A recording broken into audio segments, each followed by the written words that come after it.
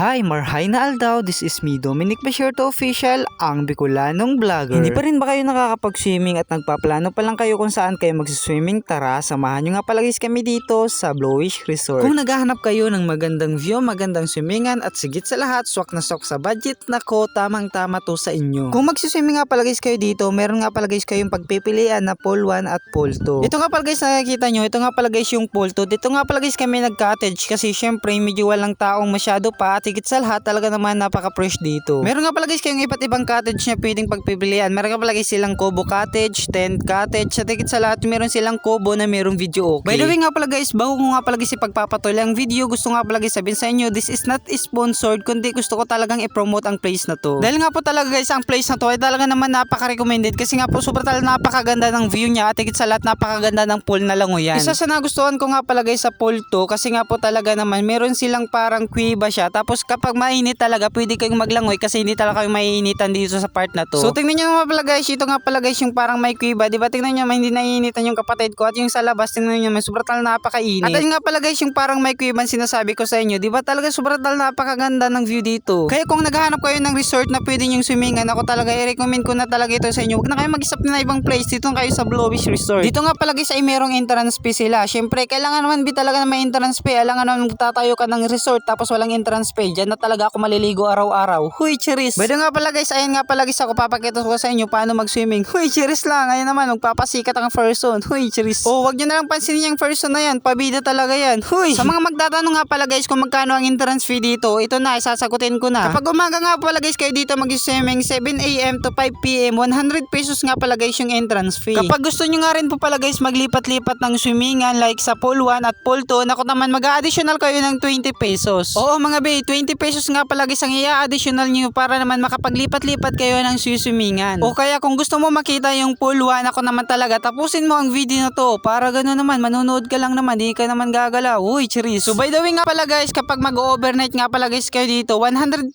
pesos yung entrance fee. O kung maarte ka talaga tapos ayaw mo talaga mangitim, o kaya naman nag-skincare ka, naku naman talaga be, mag-swimming ka na lang ng overnight kahit magdamag ka talaga magbabad sa tubig, di ka talaga mangingitim kasi walang init. So kung mapansin nyo nga pala guys, naglalakad na nga po pala kami dyan, pupunta na nga pala kami dyan sa pool 1. Oh, wag excited be, wag mo naman i-skip ang video na to. Ako naman talaga, parang kang excited, parang di ka na grade 2. Huy, chiris. At ayun nga po pala yung sinasabi ko sa inyo na Kubo Cottage. Sobrang talagang napakaganda dyan at higit sa lahat, hindi talaga dyan mainit. Pero yung cottage nga pala guys namin is 10 cottage lang kasi nga yun talaga yung kaya namin. At talaga naman, mahirap ang person, kaya 10 cottage muna tayo mga be. Huy. Oh, sa merong dyan mga resort na gustong ipapromote, naku talaga naman, i-PM yun na nga rin po pala ako at pupuntahan ka namin. Talaga naman, basta libre. Huy, chiris. Oh, kaya kung ako sa inyo, magplano na kayo, pumunta na nga po pala kayo dito sa Blowish Resort. Naku talaga naman. So fast forward na nga rin po pala guys, ito nga pala guys yung pool 1 na sinasabi ko sa inyo. Isa nga rin po pala sa gustuhan ko nga pala guys sa pool 1 na to, diba? Makikita nyo naman talaga naman napakalinis ng tubig at pakalinaw tingnan. O kung kaya nga po pala guys, kung gusto nyo talaga napakaraming tao, maraming nag-swimming na tao, at higit sa lahat kung gusto nyo ma-expose sa mga tao, naku talaga naman dito na kayo mag-cottage sa pool 1. Kasi dito nga pala guys sa pool 1, sobrang talaga napakaraming tao. Syempre naman talaga naman napakalawak talaga ng swimming pool. At syempre nga pala guys, dito nga pala guys sa pool 1, sobrang talaga napakaraming cottage kayong pagpipilian. Diyan nga pala guys, tinatago nga pala guys namin dyan yung chinilas namin. Baka naman talaga mawala. Syempre iiwan namin yan bago kami mag-swimming sa swimming pool. Ay syempre be, swimming pool to. Kailangan iwan mo talaga yung chinilas mo. Hindi to dagat mga be. Ay talaga naman kung dagat to, kahit mag-chinilas ka pa, may sapatos ka dyan, wala talaga magrereklamo sa'yo. Huy, chiris. O diba kung makita nyo naman talaga, sobrang talaga napakaraming tao. Tingnan nyo naman yung swimming pool. Napakaganda diba? O kaya anong mga be, anong mga plano nyo? Drawing na naman ba? Ay nako naman talaga.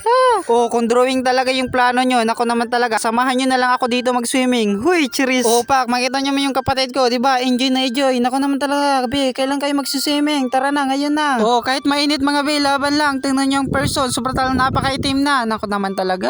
Okay lang mga be, mangitim. At least nakapag-swimming at higit sa lahat, enjoy na enjoy pa. Huy. Dito nga rin pala sa pool 1, meron nga pala guys kayo ditong pwedeng silungan kapag nainitan na kayo. Kaya sa mga nag-swimming dyan na naka-rejob, nag-skincare, nako talaga naman, pwede ka dyan sumilong. Isa nga rin po pala talaga guys na nagustuhan ko dito sa swimming pool 1 kasi nga po sa batal napakalawak ng kanyang pool. Oh, by the way, sa mga single dyan, pwede na kayo ditong umupo. Huy, chiris. Pagkatapos nga pala guys namin mag-swimming sa pool 1 na to, nako naman, syempre naman, babalik na tayo doon sa cottage natin. Dyan nga ay may nadaan nga pala guys kami dyan na parang may event, parang may birthday ata, pero di ako inalok. Huy, chiris. Sayang yun ay, parang may spaghetti pa sana. Huy. Kapag ang cottage nga rin pala guys, nasa pool pool 2 tapos gusto nyong pumunta sa pool 1, don't worry guys, di kayo ma-hassle kasi sobrang napakalapit lang. Siguro mga 2 to 3 minutes lang yung lalakarin nyo para makarating kayo sa pool 1. So hanggang dito na nga rin pala guys ang aking video. Maraming salamat sa inyong panonood at sana nagustuhan nyo ang aking video. At kung nagustuhan nyo ang aking video at hindi pa kayo nakafollow sa akin, don't forget follow, like, and share. Bye bye, marhay na aldaw!